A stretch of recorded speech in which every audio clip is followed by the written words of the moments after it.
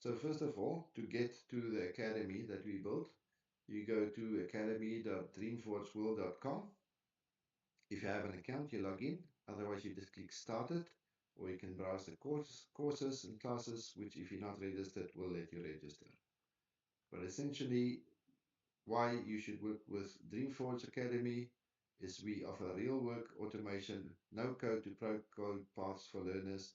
It's beginner friendly and outcome focused, and it's built for 2026 technology and beyond. Like I promised, our pricing is very cheap. $5 a month gives you access to currently over 1,000 courses. Just click here if you want to start. But the payment is optional, only if you become a subscriber. Many courses can be unlocked through gamification, as we call it, meaning students can take courses, take quizzes, and if they are on the leaderboard and meet those requirements, you don't even have to pay this and can learn many valuable things for free. So if you're ready to join us, just get started. You can read more about the terms and privacy here and about us. This is the About Us page with our vision. The base page for Dreamforce World, where you can go to all the other applications in the family. And here's a little bit of background about me. Hope to see you inside. So here's an example of a user as a student that is logged in, but the student has also been upgraded to be an instructor. So an instructor can be a student as well. So in this case, Isabel, which is actually my wife helping me test this, has decided that she's interested in creating a compelling restaurant. This is our Black Pot restaurant. So when she clicks on this, you can see that she'll have access to 6 lessons and almost 3 hours of content.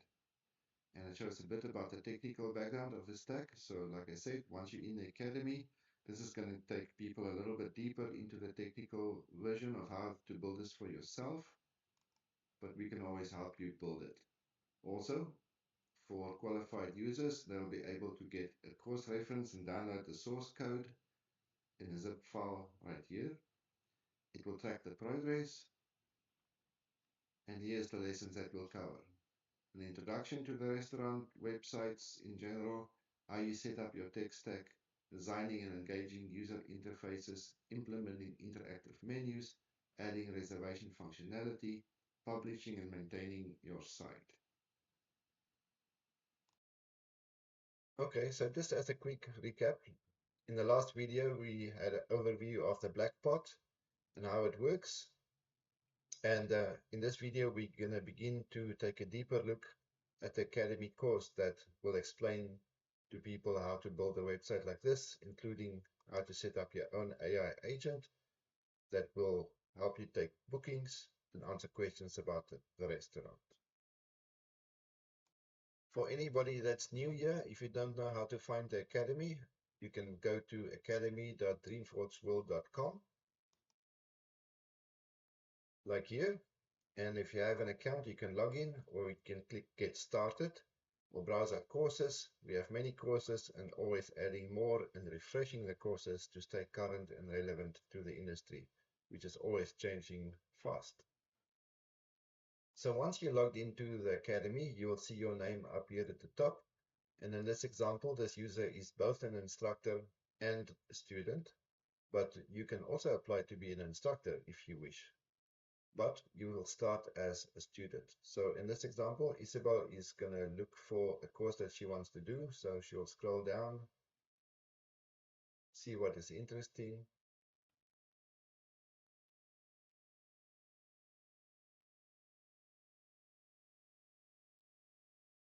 And she decides to look at Dreamforge Masters. And here it will show her progress. In this example, she hasn't started the course. There are 8 courses in this track. And the one that we will go into in the upcoming videos is for the Black Pot restaurant. And the course is here, creating a compelling restaurant website. So she would click on this. You would click on this too if you want to learn how to build a website like this.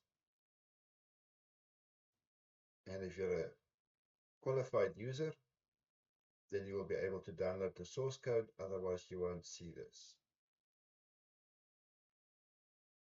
So here's a quick overview of the lessons. We will do an introduction to the restaurant business and websites, and how to build them in the modern time, not just a static website, but a dynamic website with AI integration and safe databases and modern security. We will learn how to set up the tech stack, the tools basically of how we build this, front end and back end, so what the user sees and how the data is stored in the cloud. Then we'll go into designing an engaging user interface, implementing an interactive menu system, adding reservation functionality, both manual and with Tokkie, the AI agent. And then we'll focus specifically in a special lesson about Tokkie and how he works and how to give him personality, how to give him guardrails and safety, publishing and maintaining your site.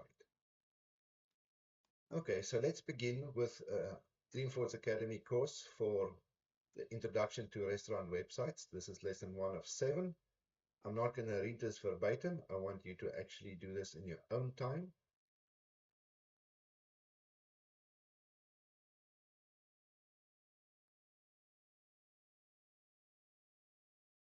Spend a little bit of time on what you will build. So you'll have a multi-page navigation using a React router website. You're going to have a themed user interface with custom style sheets. CSS just means cascading style sheets. And in simple terms, it determines the look and feel, colors and fonts and layout of what the user interface looks like. You might hear the term UI, UX. So UI is user interface, UX is user experience.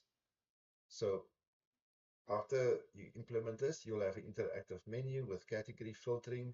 You'll have a reservation form connected to the backend and the database, an AI chatbot that answers customer questions using a knowledge base. And you'll learn in the Tokkie lesson in depth how to set up that knowledge base. There are many ways to do this. The best is to do good testing, good planning, and research. Again, you can tell your AI agents to research how to do this, because sometimes you might want to use a RAG-based approach. That's a retrieval augmented generation together with vector embeddings. And you'll hear the term upserts and chunking. So more on that later. If they're not familiar to you, just ask your agent to explain it in simple terms, and he will. Then we'll do a deployment workflow on Vercel. Vercel is what we introduced in the first video, and my recommended platform for publishing your application. This is where it lives in the cloud. This is where the database might sit. So most of the time you'll see I prefer to use Neon databases. It's a PostgreSQL database. And if you don't know what that is, there will be plenty of resources at the Vercel and Neon website that you can follow or ask the agent to explain. So about the assignments and quizzes in the courses, I really encourage that you try things. Don't try to build things in big chunks. Build them in small steps. Verify those steps. Test those steps. Tell the agent to update the progress in the plan. Work in phases. Tell the agent to launch dynamic sub-agents in the background so that you can continue talking to the main agent, and you'll soon see how that works as well. The quiz and preps in the course is designed to test your knowledge, and I would really suggest you take those, because it's not a test that you fail or pass, but it will tell you the parts that you can skip over and the parts that you should probably pay a little bit more attention to.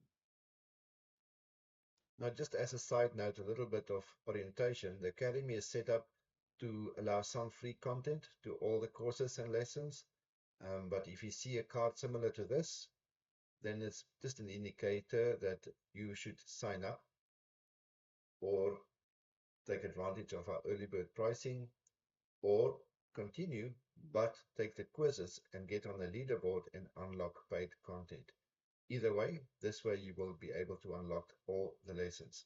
So I'm going to switch gears and log in as administrator so we can walk through the other lessons as they would appear to you when they are unlocked and that you're a qualified student.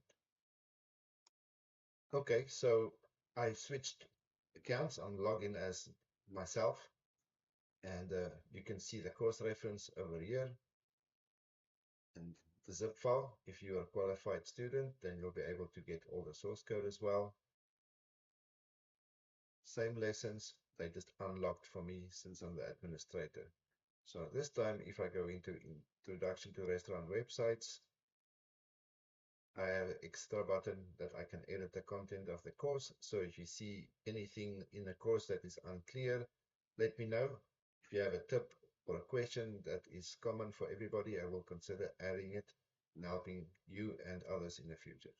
Don't worry about this button. You won't have it. You're not an academy administrator.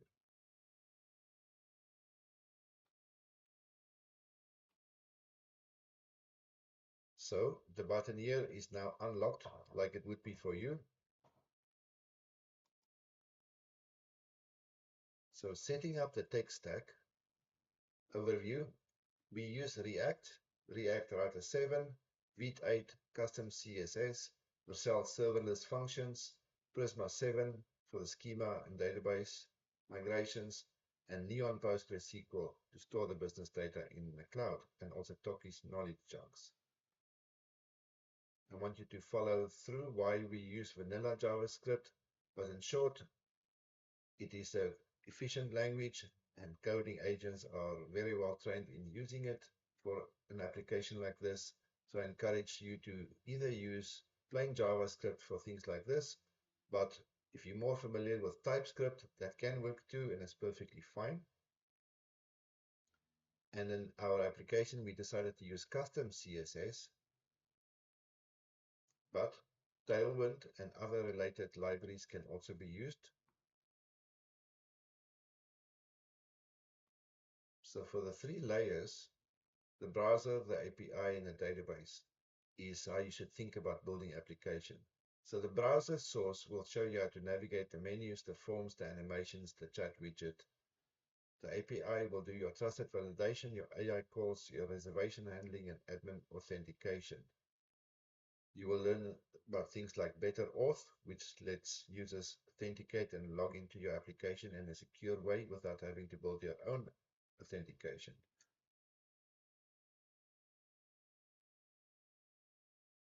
This is an example of how the router setup works. So go through this, and for your convenience, I added a copy to clipboard button. So what you can do, and I'll demonstrate this just so you get the feel for it. Instead of me reading through this and boring you with explanations you may not be interested in, because the coding agents can do all this for you, yet you may want to understand what the heck does this mean. So let's copy this to the clipboard, and then we'll ask the agent to explain it to us, and I'll also open the integrated development environment. I use VS Code, and we'll ask the agent to explain this piece of code to us as an example. Okay, so here we are in the Blackpot project. You will see it's on my local drive, H drive, the Blackpot. I suggest you get a SSD external drive, solid state disk for fast retrieval, maybe a 2 gigabyte up to a 4 gigabyte. And then you do a folder for each of your projects. You ask the agent to create a repo in GitHub for you. And then you have installed the Claude Code and Codex coding agents. Neither one is required. You can use any coding agent that you need, but these are the ones that I prefer for the demonstrations and projects that we will cover. And on the left here, we are looking at the project directory. For beginners, that might seem a little bit daunting, but here's the source folder with all, there's the CSS, for instance, for the ambient sound, the footer, the navigation bar, and so on. Tokkie related code, internal. Go through this. If you find anything in here unknown to you, start with a README. Let me open that up.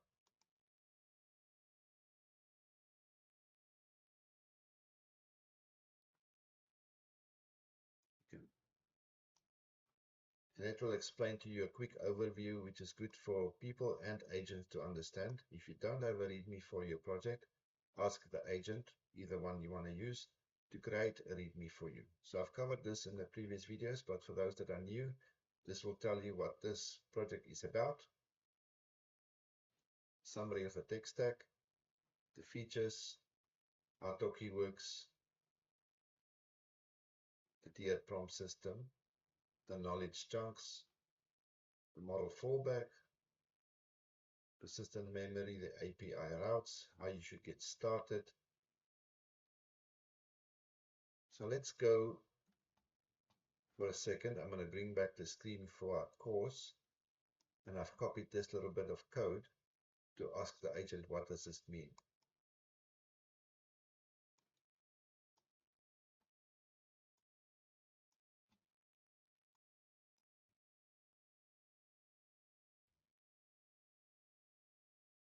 Okay, let's see what he comes back with. Give him a few minutes to work on this.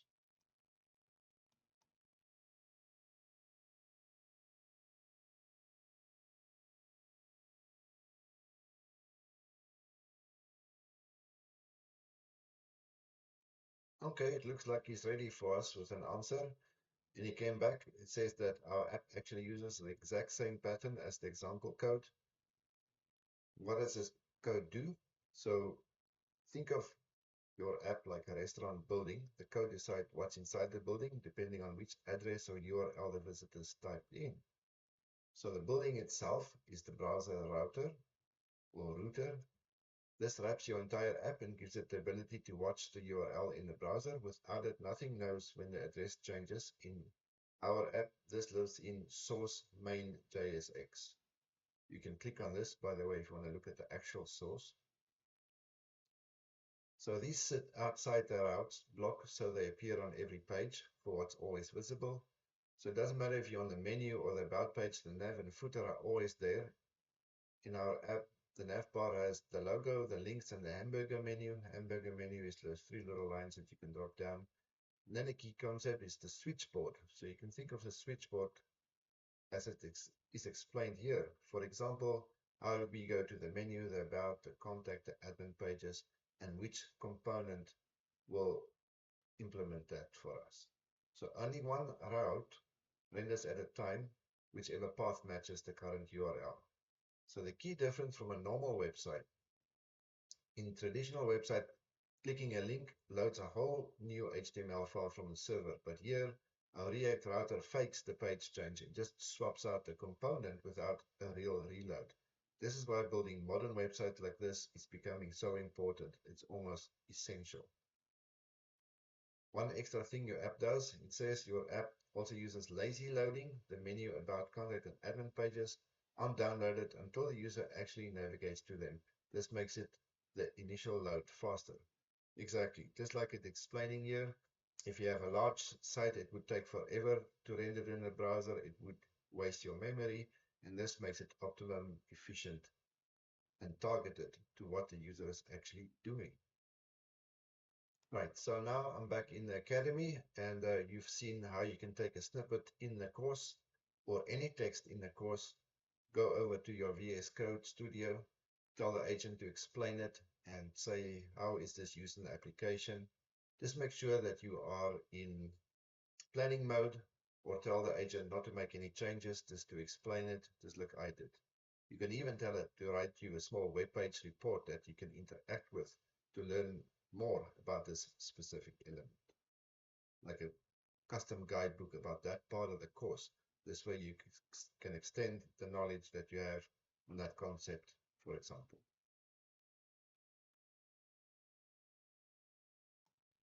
Now, just a note on this tip about Git cloning. You're going to be able to download the source code directly to your computer, so you don't have to do the cloning part. For those who want special access to the actual GitHub repo, I can make that available on request. But otherwise, just download the source code. It's in a zip file, extract it to a folder for yourself. Like here, you could extract it, and then you could run it on your local host. You might ask, what the heck is localhost? Well, that is before the public sees it. It runs a simulation of the application on your PC, and you start this up with a command similar to npm dev. Usually, that's Node Package Manager that will run this for us. So when we run this, it will establish this local host. You can then control click, hold down the control key, click on the left mouse button, control click, and there it is, the same Blackpot restaurant, but notice how it runs on port 5173 localhost. It is everything that the public will see once you publish it, but it allows you to work in a safe way, making mistakes and so on. And once you're ready to launch your app or restaurant, you will go to the public version with a domain. In our case, we've published the Blackpot as a subdomain from the .dreamforgeworld.com. Subdomain is just the prefix part, and this is our actual domain, yourbusinessname.com, for example. So back to talking to Tokkie. Say hello.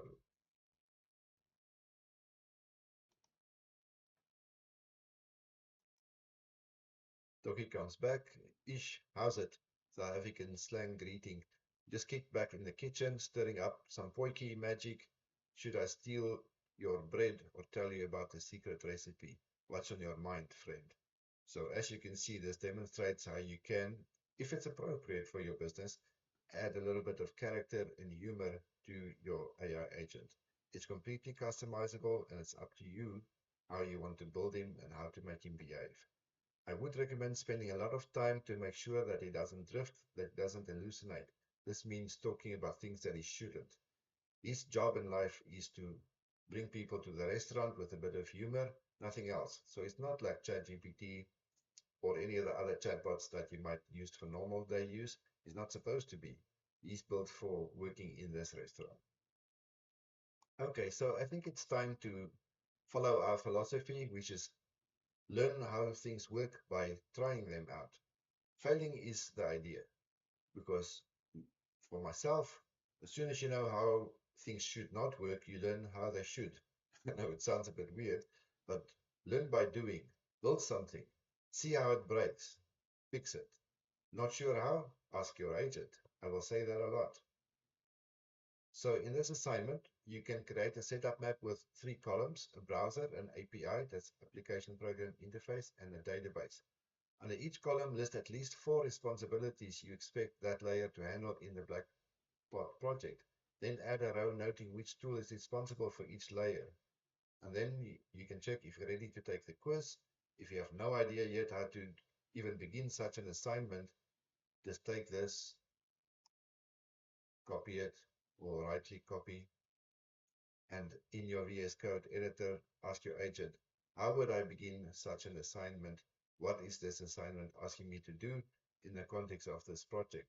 Don't make any changes, but just explain to me how I would start this assignment. So in the next lesson, we'll get a little bit deeper into designing and engaging a good user interface. I'm not going to read this to you, but remember to check the README that I pointed out. Learn a bit more about custom CSS properties for your theming. Remember the tip I gave earlier, you can copy this, ask the agent to say, what does this mean? How can I adapt or adjust it for my application? And then you can apply these variables throughout the component structure, the hero section.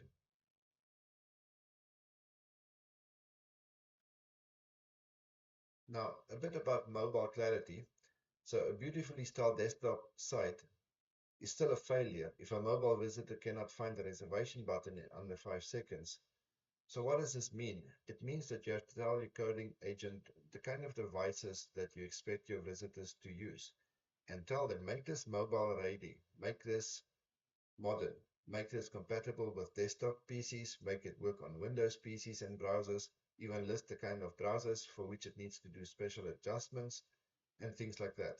So try this idea that I mentioned out, and then you'll see what kind of code it generates and how it implements versions that's suitable for mobile devices. You can tell it things like, make sure this works on iPad landscape mode, for example. Use Apple standards. Do online research to find those standards. Make a document of those standards in our docs folder. Then use those standards to implement this based on best practices. Now remember that these agents can often have a cutoff and when they stop training and learning. So don't assume they know the current best principles. You need to tell them, do a web search, use your tools, use any available skills that I've given you to do the research, then give me the research, and from the research, let's create a plan in phases that I can work with you for further implementation. That's the idea. This is how you should work on your apps.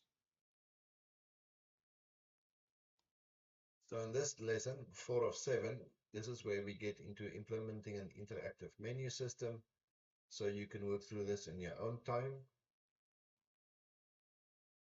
Filtering with React State, the card hierarchy, how things are organized, how you can create category filter tabs. Now, of course, the call out here is clear menu structure increases confidence. Confidence increases willingness to reserve. So just think about the other side, the customer that is coming to this restaurant. Don't bury things too far. Make it easy to find and navigate the site. Keep things simple from a user perspective. By the way, if you haven't seen this, you can mark a lesson as complete so that you don't go back. You can also go back here to the previous lesson or the next lesson. So, of course, the most important thing for this restaurant is making reservations easy and flexible. We want to make sure that people who's not comfortable to talk to chatbots like Tokkie can also do it manually. So I highly recommend that you always have a manual way to make reservations, which can still include calling the restaurant if some people still prefer that, or on the website or on their phone, do a manual process. So this is why this offers all of those.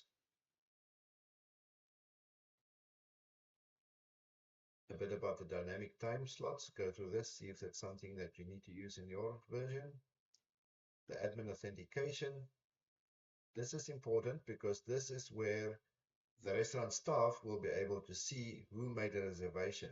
It's not something that the public can access. So you can tell your agent, set up an admin route that is confidential and is password protected and is only available to the staff and administration people in the restaurant that is responsible for bookings. You can even expand this to say, set up roles. So the administrator can see all the reservations. The staff member for one section can maybe only see his section, whatever it is you want to build. But start with a high-level, simple, protected page. So if you tell your agent, build me a protected admin authentication portal or a link that's password protected that I can use to see the reservations. You can even extend this to send a text message to the staff on the floor and say a reservation came in, can you confirm it, and make it work that way. In the admin dashboard, like it explains, the staff cannot review or manage the incoming records, doesn't help you if you don't have that integrated. So there's validation in 2 places, and your assignment and quiz. So look at the source code, look at the repo, and see how that works. But let me also pull up how that works in real time so you can see for yourself. So in our example for the Blackbot, what the staff would do, they would scroll all the way down to the bottom in a less obvious place. It's not really for the public, right? And click on this hidden, not hidden, but protected admin link. And when they do, it will ask them to enter the password. And intentionally, I made a mistake with the password, so I can show you how you can ask the agent after a while of building your site. You might have forgotten what this password was. This is not a login password, it's just a password that protects the reservation part of the system for internal use. So then what you do next is you take a screenshot of this, for example, like I've done here, and you copy it.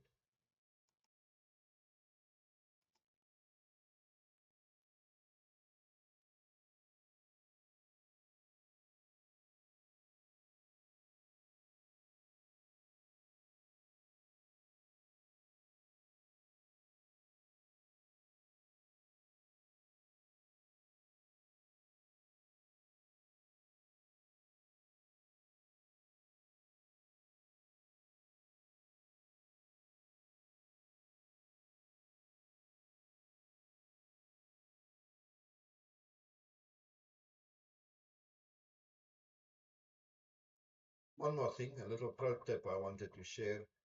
If you don't know how to go get this in Vercel or where it is stored yet, normally I recommend you go look it up yourself on your Vercel dashboard. But if you don't know, you could continue the conversation with your coding agent and say, can you go get it for me and show it here? You can use the Vercel CLI tool to get it. Now you do need to have the Vercel CLI tool, that's the command line interface tool, installed. And again, you can tell it to go to the Vercel website and install the Vercel CLI tool for you, or research online how you can do that.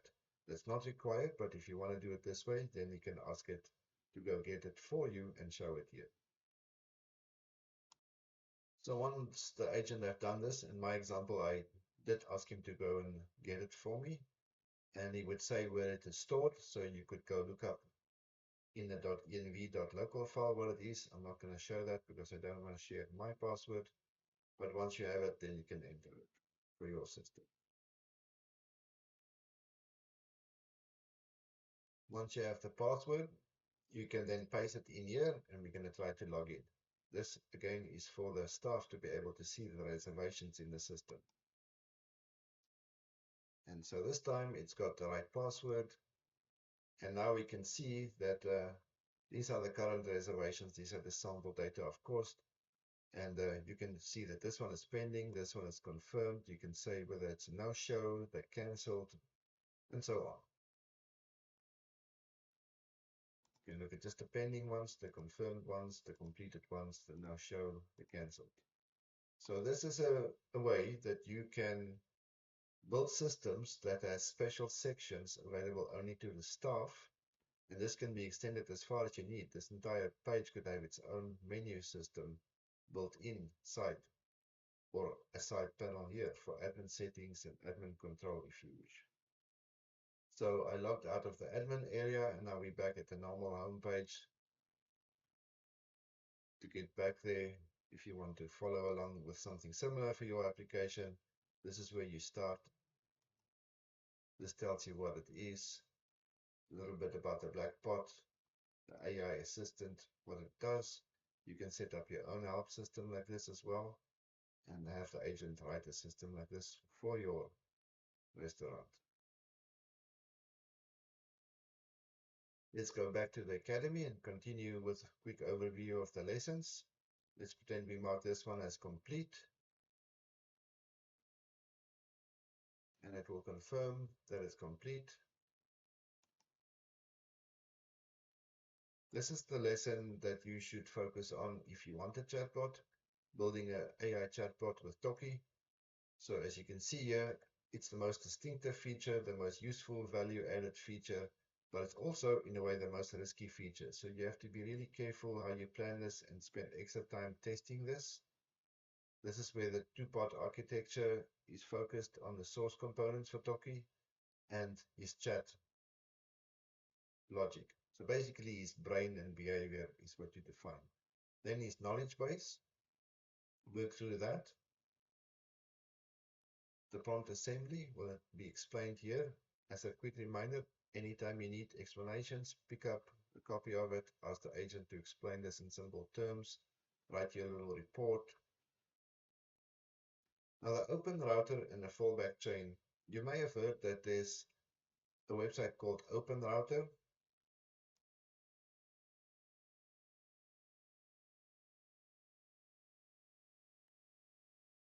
So you just go to Open Router AI, and what they provide is a unified interface for LLMs, large language models. So if you need an API key, like here, you get one key for Open Router. Then you get access to many, many, many models, depending on the purpose that you want. You can explore them here, what they do and how they work. The key takeaway, if you're a beginner, is to read up about the capabilities and limitations and cost of each of them. And then use this little button here to copy the setup and tell your coding agent that he should implement this. Give him the website for Open Router and tell him to research how to implement this model in your application. And then he will ask you, or you can tell him, what your Open Router API key is, and then you should store that in a secure place in your application, in the environment variables. and never submit that and never share that with anyone. Now, since the Blackbot is a demo application, we've chosen to use local storage memory, meaning the browser component stores the conversation history and the key facts, like the visitor's name, the dietary preferences, favorite items, visit count, and sends them as context with each new message. This is okay because visitors come and go to the restaurant, but you don't really have to remember them for the next 6 months. Now, that said, if you do want them to be remembered and learn about them more, if the application is appropriate, you can ask the agent to store this as part of the database and not in the browser local storage. The difference being that if local storage or the browser is refreshed, it loses context and it won't remember them forever. So it just depends on what you need to use and how you would implement this. So go through this section here about how to adapt Tokkie for your own restaurant. And then try this assignment and see how far you get. Use the quiz to help you discover your knowledge base. Take the quiz here, and this will show you if you should spend more time experimenting and building, or you're ready to move on. Let's continue with the next lesson.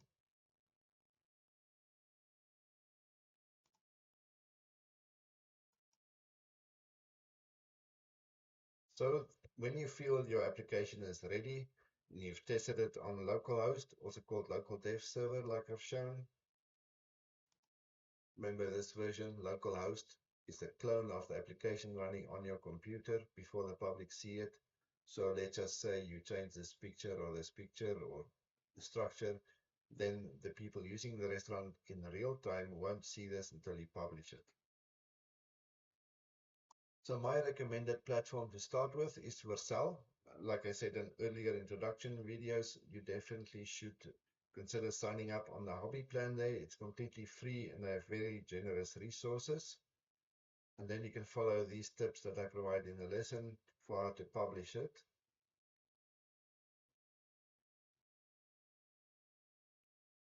So if anything of these is unclear to you, then just ask your agent to explain it and guide you, and you can even do it for you. This is a good readiness checklist that you can follow and how to keep Tokkie accurate. Your content maintenance tips weekly, monthly, and then your assignment.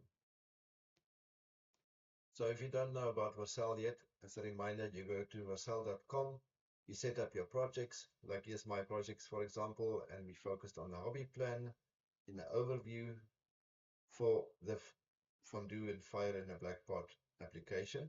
And we can see that our domain that we've been going to is the blackbot.dreamforgeworld.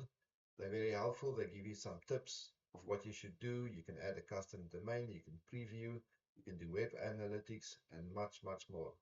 You can see your deployments currently that you've made. Of course, yours will look different depending on what you deployed. You can see error logs. So any errors that you might see is, oh, there might be an error here with reservations. What's that? If you click into it, it will give you the details. And you might get an unauthorized. Remember, we didn't enter the right password. So very useful to help you troubleshoot and work on your application. You can even directly test your production by clicking here or here. Under the storage tab, you can monitor your database. In our case, we've set up the Blackbot database.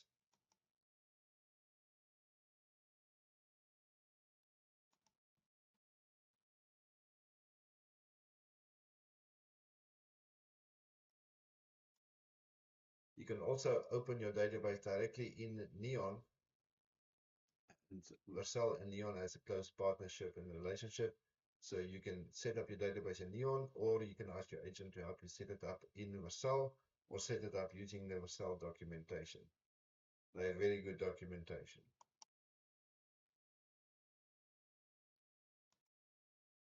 So this is what your database dashboard would look like from the back end.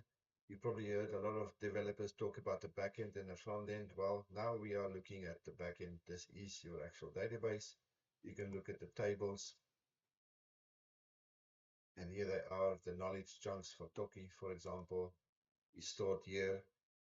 And this is how Tokkie works. This is the inside of his brain. So if this is too advanced for you for now, just be aware that you can come back to this later and look at it. You can see the reservations over there. This is how it looks like in the database and how the IDs and keys are set up. And this is any Prisma migrations. Prisma migrations, in simple terms, is just how the database structure, relationships in the tables change, and then that SQL code gets upgraded through a migration process into your database. So think of it as you change the plan of your house, and now you have to go and change the house to build it according to the new plan or modifications. Just like that, a schema migration, as we call it, adjust what the database or house looks like.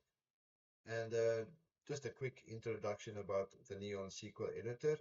You can write your own SQL queries here, or you can ask the agent to write them for you. Like this is an example how to create a new table and then insert data for it. Careful with that, you could break your system. So if you're not yet comfortable with that, learn about it first. This is not the scope of this course. So my recommendation, until you get comfortable with understanding database design and schemas and Neon backends, go back to the Vercel side and then look at the browser tab here. You go from storage into schema, and that will show you what those tables look like. It is more like a list of the fields that it connects. The ID is called the primary key, but you can see we have a category, the keywords, the content, the priority, and the timestamp. You can use the wheel to roll in and out. You can left mouse and hold to move it around. And then you can already begin to learn a little bit about database design and how things work. So I just want to thank you for your time and give you a quick reminder where you can start. Go to dreamforgeworld.com, then click in the card of your choice, like the Academy. When you get to Academy, you can get started and log in. So if this is where you land in the series that I'm working on, start here and then learn about what we offer, and we will see you inside. Thank you very much for your time.